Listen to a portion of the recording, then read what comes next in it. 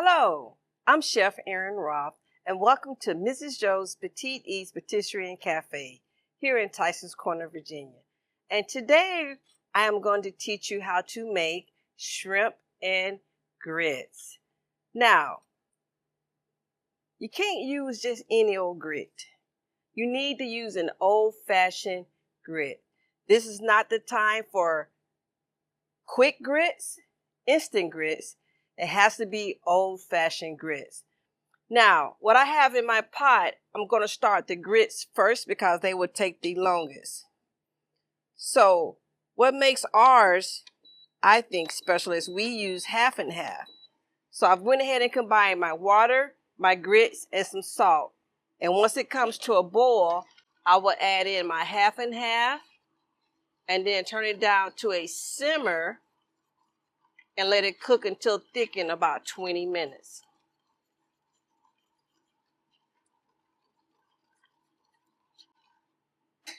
So adding half and half to our grits makes it creamy and wonderful.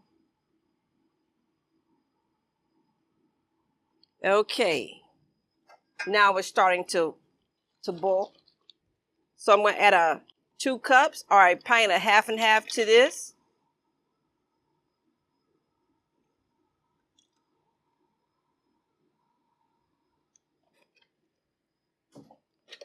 Going to stir this.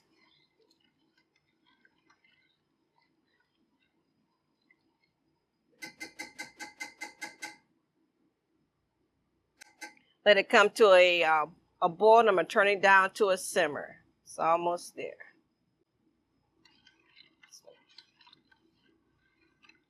And you also want to make sure you keep stirring so you don't have balls in your grits. You can use a whisk or a fork, but you're going to keep stirring the grits. Now, let's begin to boil. I'm going to turn it down to a simmer. And then I'm just going to let it cook for about 20 minutes. Keep watching it. You have to keep looking at it every so often. Stir really well, because what you don't want is the bottom to burn. And there is our timer for another dish that we're working on. We'll be right back. Welcome back. Now that we have our grits continuing to cook, we're going to go ahead and start cooking our meat. Now, even though it's shrimp and grits, I like to use 2 other types of meat. Some type of andouille sausage and beef bacon. Beef bacon to me is very underrated. What I like about beef bacon is that it allows you to add in a lot more salt without adding in a lot of more salt. It really seasons, to me, any dish you use well. So my shrimp and grits has shrimp, obviously. And this is a smoked beef sausage. I couldn't find andouille, and we have beef bacon. You can use a chicken sausage. You can use anything else. But make sure it's smoked. You want a good smoked meat. So I like to brown this in butter. So I use butter to brown. So all we're going to do is just get a nice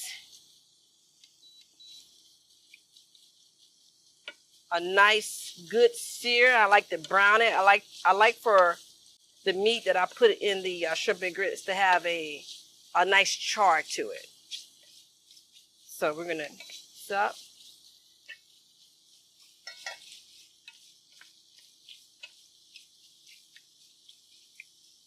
So this will take a few minutes. So while we're waiting on that, we're going to go ahead and talk about the other ingredients that we're using.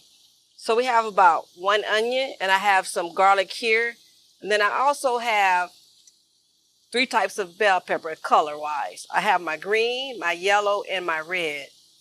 And I like doing that because each bell pepper tastes differently. If you ever get a chance, try red bell pepper, yellow bell pepper, and green. It's a different taste to me. What I also like about it too, it provides beautiful color to your dish, as you can see. So I went ahead and seasoned my shrimp, and I like shrimp with tails on, that's peeled and deveined. So I go ahead and season that and set it to the side. And now The sausage and bacon is just about there. So somebody asked me earlier why I use beef bacon. Well, I don't eat pork. I don't eat pork for high blood pressure, and high pressure runs in my family. And so when I removed pork, I had to add something else. So I started adding a lot more meats to my diet. I added more lamb, more fish, and beef bacon. I use beef bacon also when I make dishes that have like my black eyed peas. I love to use beef bacon for that. And so, but yeah. So we're just about there. It's looking really good. The oil from the beef is being released. I like that. While we're waiting on that, I'm going to go ahead and zest and juice my lemon.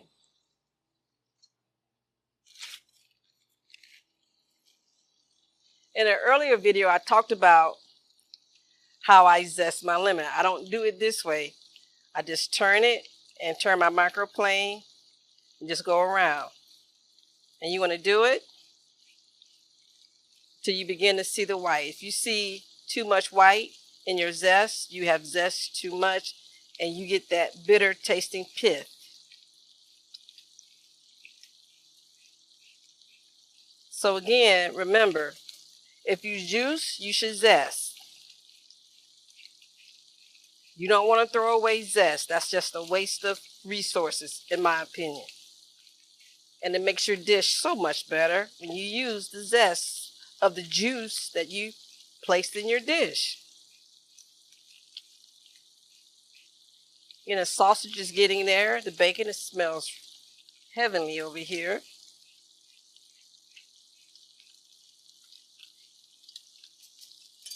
All right, we're almost there.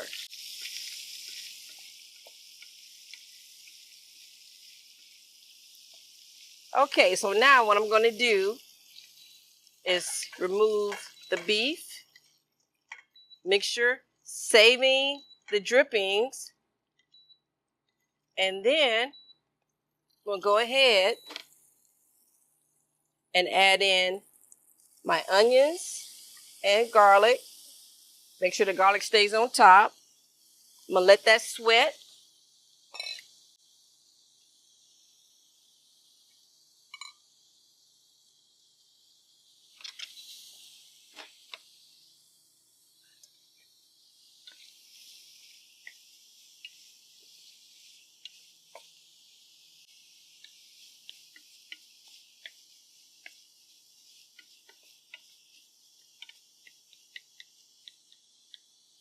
Okay, I want to let this cook down a little more before I add in the trifecta of my peppers.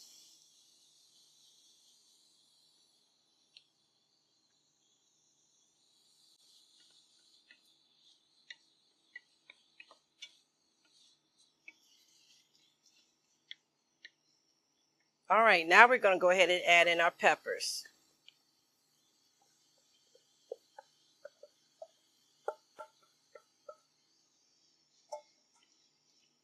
Give that a nice stir. Let that cook some more.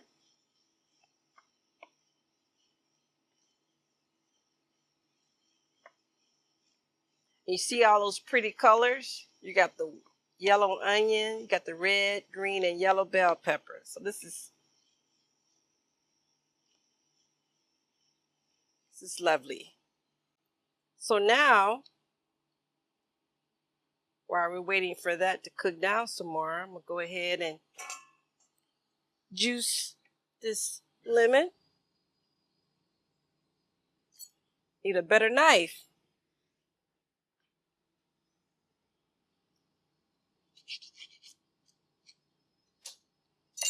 So, in an earlier video, I talked about using the juicer. So you slice it in half, you turn it down, upside down, and you just squeeze. After you zest.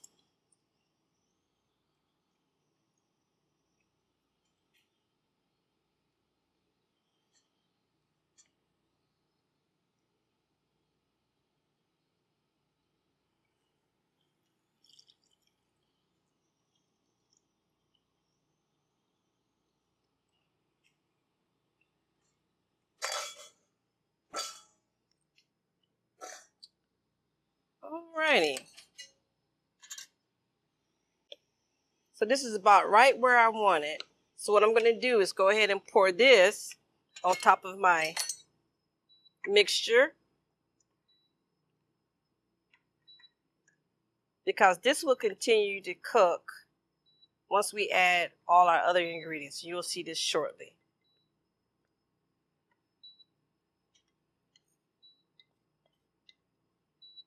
Now when I'm at my restaurant, what I do is I cook this the day before. So I cook everything the day before, except for my grits and except for adding the shrimp. So now we're going to make our roux. Now, what is roux? Roux is just the basis for just pretty much any sauce. For me, I'm using butter and flour. So it's pretty much equal parts butter, equal parts flour. So all I'm going to do to the same pot, I'm going to add in my butter. This is about 2 ounces or so whatever fat you use. You can use lard, you can use whatever. But you need to have equal parts. And all you want to do is get the butter melting or your fat melting.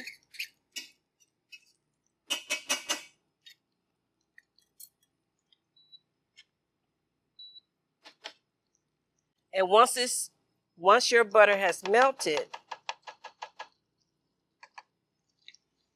I'm going to turn this down. Once it melts, then you want to add in your flour very carefully, and you create a roux. Roux is the basis for our shrimp and grits.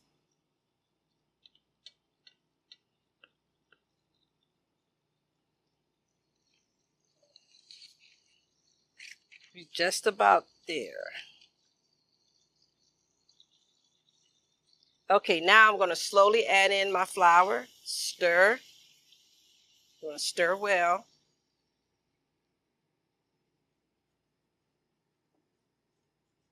You want to stir before you add. You don't add it all. You see the color. Now we're going to cook this until it's a light brown. Roux has to have color. If you give me shrimp and grits and your roux is like this, I'm not going to like it. You need to do color. So one thing about making your roux, you can't walk away from roux. You have to sit here and watch it. And you have to continuously stir. Continuously stir. And because I use the same pan that I cooked everything else in, I'm getting to, you could say I'm deglazing the skillet, but I'm getting everything that was left behind.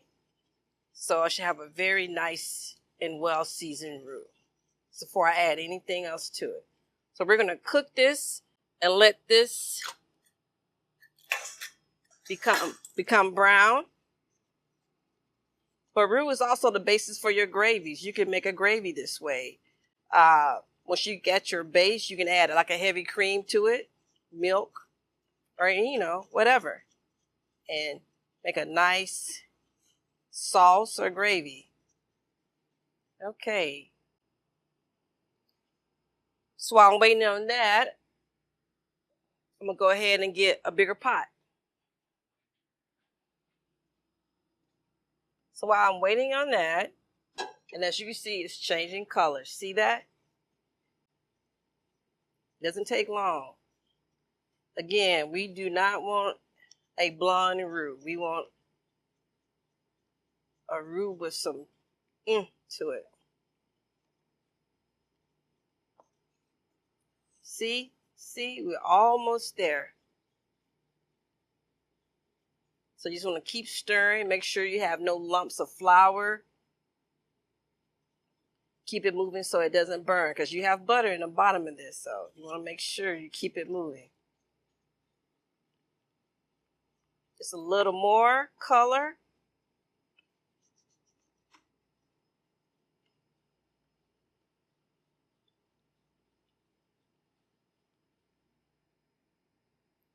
And guess what? We are there. See that color? See that beautiful color? That is what you want your roux to be. So what I'm going to do is put this to the side. Check on my grits. Grits are doing well over here. Okay. Gotcha. Now, I want to pour my roux into this and get everything out.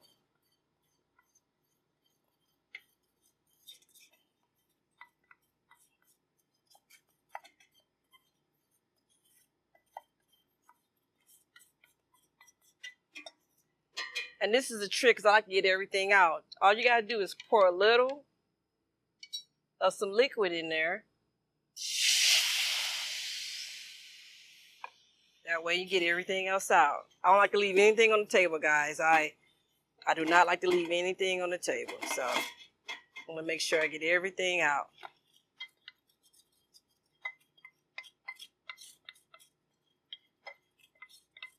Okay. Go ahead and add all my veggies and meat. And then I'm going to go ahead and add my chicken broth.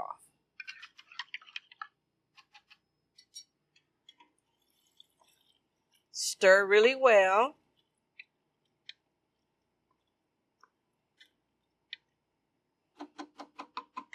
Go ahead and add my lemon juice and my zest.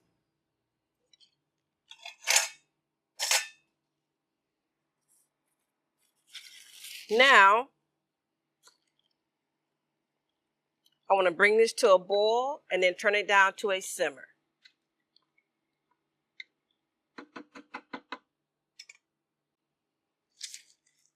Ready.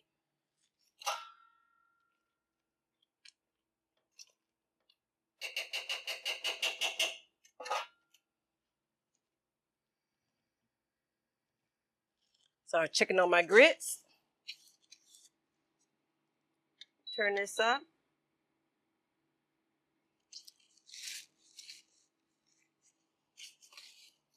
And like I said, once this comes to a rolling boil, we're going to turn it down to let it simmer.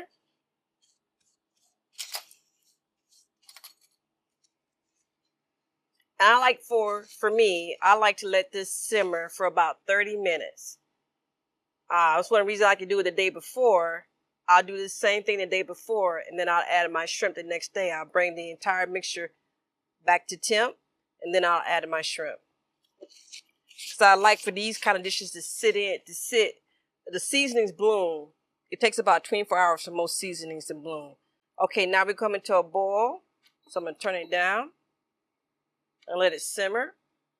I'm going to get a lid and put it on and let it simmer for about 30 minutes. So we'll see you back here in 30 minutes.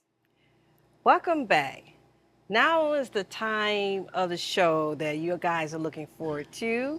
And our grits are finished. As you can see, we have some creamy goodness right here. And I went ahead and added the shrimp to our mixture. So now I'm going to plate.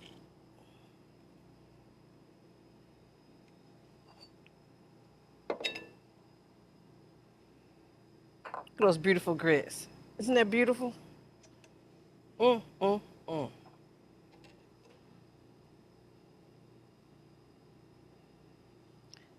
Now, this is optional. You can add in a little cheese.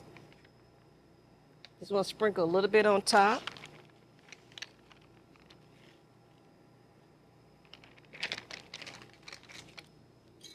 Then we're going to pour in shrimp mixture. Look at that. Some of everything. Look at that color of the roux. Look at that. Just look at that.